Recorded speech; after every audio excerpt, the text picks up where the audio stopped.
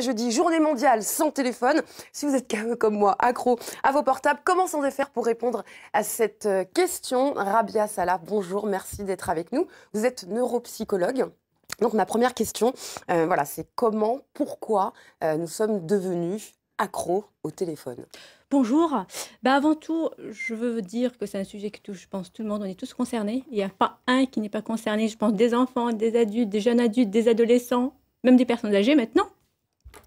Et c'est clair, je pense qu'il y a un petit côté commercial. Maintenant, ça fait partie de notre vie quotidienne. On est là, on ne peut pas dire se détacher du téléphone. C'est une réalité, il faut faire avec. Mais il faut avec modération. C'est-à-dire il ne faut pas exagérer. Sinon, ça risque vraiment d'engendrer d'autres problèmes et d'autres addictions. À travers le téléphone, les écrans, les tablettes, etc. Radia, 2007, date du lancement des smartphones. Il est aujourd'hui à l'adulte ce qu'est le doudou à l'enfant. Comment expliquez-vous justement cette addiction? Est-ce qu'on peut parler d'addiction sociétale? Oui, c'est des addictions comportementales liées à la société. On ne peut pas parler d'une addiction clinique, comme on parle de l'alcool, des drogues, etc. Mais c'est une addiction comportementale. C'est-à-dire que c'est un comportement... On va prendre automatiquement le matin quand on se réveille, le téléphone, par exemple. Aux toilettes, on va prendre le téléphone et tout le temps sur le téléphone. Et ça, c'est plutôt un comportement qui va se répéter et il est renforcé par beaucoup de choses à travers, c'est-à-dire il y a le téléphone, la tablette, etc. Mais derrière, il y a autre chose, c'est-à-dire il y a des jeux. Il y a les sites, il y a plein de sites qui intéressent. Voilà, il y a plein de choses, en fait, on est addict à ces choses-là. On n'était pas aussi addict à l'époque des portables, des petits portables où on pouvait quasiment... En fait, dont la fonction principale était de toute façon ce qu'elle était, c'était téléphoner, simplement. Ouais, c'est sûr, c'est clair. Le comportement parce que je pense maintenant, il y a une variété, je pense, d'applications et tout. Chacun trouve, en fait, son bonheur, je pense. Tout dépend, voilà, le jeu pour les enfants, il y a des choses fixées, voilà, je pense, pour les enfants, pour les adultes et pour les personnes âgées. À partir de quel moment on peut se considérer comme addict au téléphone? Alors là, il y a, je pense, deux choses importantes. La première chose, je veux parler, en fait, l'addiction par rapport à l'âge. C'est-à-dire, pour les enfants de 0 à 4 ans, c'est très dangereux, ces écrans-là. Il faut vraiment les supprimer. Éviter au maximum. Avoir vraiment une exposition minimum d'1 heure par jour. Minimum. Même là, on parlera des écrans au sens large, même de la télévision, tout à fait. Des tablettes, mais j'ai etc. remarqué quand même des téléphones, là j'ai en consultation quand même des mamans qui me disent « Oui, mon enfant, il est calme quand je lui donne le téléphone ». Et là, je dis quand même, il faut faire attention, il ne faut pas qu'il soit exposé. Parce que quand même, il y a une exposition à un écran, à des lumières, à un son, à des bruits, etc., que normalement, un enfant, on va lui parler, on va échanger avec, il soit en interaction avec l'adulte. En fait, la solution, parce que moi, je suis un petit peu concernée, et c'est vrai que mes enfants ont tendance à prendre mon téléphone, ils ont à peine 2 ans, et ils sont attirés par ce côté tactile, la lumière, etc. Oui. Donc, en fait, la solution, c'est de me séparer. Pas, parce que si je dis on les supprime, on ne peut pas, parce qu'ils font partie, mais je pense limiter au maximum. C'est-à-dire, il faut les attirer vers autre chose. C'est-à-dire, même si... Essayer d'attirer leur attention sur une autre activité. Une autre activité, des jeux, d'imitation, des jeux de société, etc. C'est plus intéressant pour les enfants. Après, il y a les adolescents.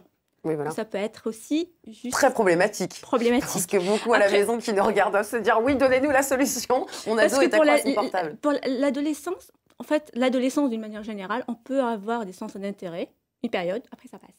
À partir de quel âge vous pensez que nous, parents, ne devrions pas acheter un portable à notre enfant? En tout cas, oui. Mais maintenant, je pense que tous les enfants ont des portables. Mais à partir de quel âge vous pensez qu'un enfant n'aurait pas besoin d'avoir un téléphone? Je pense qu'un enfant de moins de 14 ans avant l'adolescence, il n'a pas besoin de téléphone, tout simplement. Donc pour tous ces aspects dont on parle, notamment la sécurité, qui a des enfants sur le plateau? Valérie, tout le monde a des enfants. Ils ont quel âge, Johan? 5 et 8. 5 et 8, pas de portable encore? Ah non. Non. Vous utilisez le vôtre? Non plus? Non. C'est très bien. Valérie? Moi, ce sont de grands enfants, mais en fait, le portable est apparu quand ils sont arrivés au collège et que j'avais besoin de les joindre pour des activités périscolaires. Ça peut être utile. C'était une fonction utilitaire. Après, ça a un peu dérivé. Thomas, pour peut-être un petit aspect...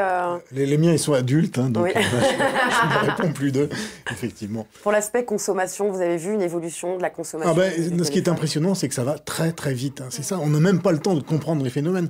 L'autre jour, le patron de Sony, dans une interview, déclarait qu'il travaille sur l'après-portable. C'est-à-dire que on est à peine en train de comprendre ce qui se passe dans la tête des gens et ce qui se joue avec le portable, que déjà, on est en train d'inventer un autre outil qui va provoquer d'autres dégâts. Mais en même temps, moi qui travaille pas mal en Afrique du Nord, on voit aussi que dans les pays émergents, c'est un moyen de mobilisation qui est intéressant aussi pour les gens, c'est un moyen de communication important. Mais un moyen de communication important qui nous met quand même beaucoup pas mal, que ce soit les enfants, mais nous aussi adultes, hein, on manque de se faire écraser, je le disais, mais un petit peu avec de l'humour, mais c'est vrai, combien de fois on a failli tous se faire, enfin, moi particulièrement, me faire écraser parce que j'ai la tête dans le portable, ça provoque des disputes. Socialement, ça a quand même un effet, j'ai l'impression, plus néfaste que positif.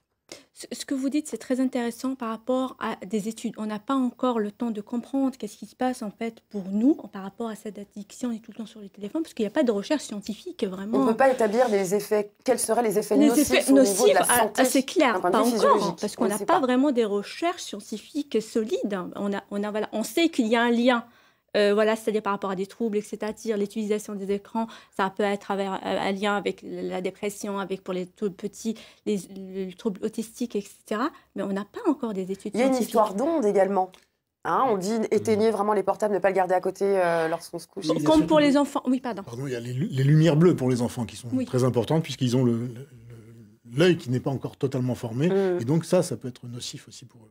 On a du mal à s'endormir. Ah, c'est clair. Il y a une maman qui me demandait, mais je mets la télé, mais je n'expose pas mon enfant devant. Je dis, même s'il est à côté, la télé ou le téléphone, elle me dit, je mets de la musique dans le téléphone.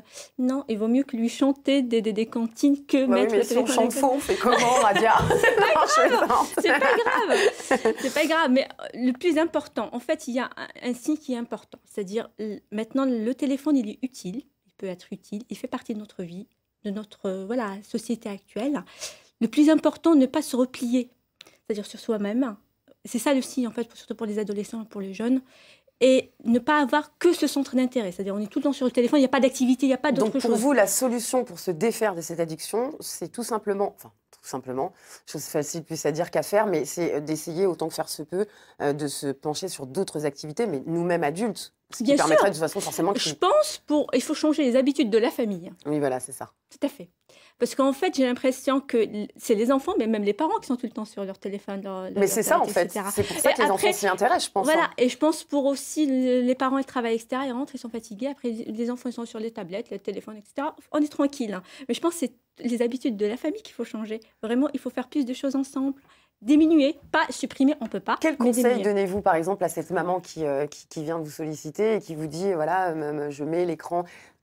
Quel conseil pratique auriez-vous pour... Alors, surtout pour les tout petits, parce que moi, je m'alerte un petit peu, parce que c'est très inquiétant. Et là, il a eu des recherches scientifiques, surtout par rapport à tout ce qui est les troubles autistiques, du spectre autistique. Ils ont trouvé un lien direct avec l'exposition, avec les téléphones, les tablettes, etc. Et là, ça a augmenté les chiffres. Ça fait peur, ça fait peur. Et pour un enfant, vraiment, l'enfant, il va apprendre pour le développement de son cerveau. Il faut qu'il soit en interaction avec l'adulte, avec son entourage, etc. On ne peut pas lui apprendre. Même, des fois, il me dit non, mais il est en train d'apprendre à compter, par exemple, sur le téléphone, 1, 2, 3. Mais oui, il est en train d'autres méthodes. Voilà, il est en train d'apprendre d'une manière très, très passive, en fait. Il ne donne pas de sens à qu'est-ce qu'il apprend. Hein. Il répète. C'est un petit peu la même chose qu'avec les jeux vidéo. Tout à fait, tout à fait. C'est un côté hypnotique en plus, hein, que ce soit la télé, les téléphones, bien sûr. les tablettes. Et effectivement, il y a, je pense que sur les jeux vidéo, il y a eu vraiment des études scientifiques, ils ont vraiment montré le lien, voilà, l'importance et l'effet en fait négatif des jeux vidéo sur le cerveau humain et sur l'épanouissement psychologique des individus. Donc Radia, pour conclure, même si on chante faux, vaut mieux chanter faux à son enfant que de le mettre tout le temps, voilà, écouter des chansons et des comptines. Voilà, et vraiment essayer de changer ses habitudes, c'est-à-dire qu'on arrive, on se lève, on laisse le portable. Quand on va récupérer nos enfants à l'école ou à la crèche, on laisse le téléphone jusqu'à ce qu'on les couche. Tout à fait. Et d'ailleurs, il y a un phénomène, au restaurant, on est au restaurant de la dernière fois, il y avait une famille avec les parents, avec les enfants, tout le monde sur le téléphone. Je dis, mais pourquoi ils sont sortis pour manger ensemble? Parce qu'ils vont mieux, voilà, échanger, c'est un moment d'échange. Ça coupe la communication, hein, clairement. Hein. Ah bah oui, c'est clair, c'est un problème, je pense. En plus... Pour des familles où il y a des problèmes de communication, etc., ça aggrave la chose, je pense.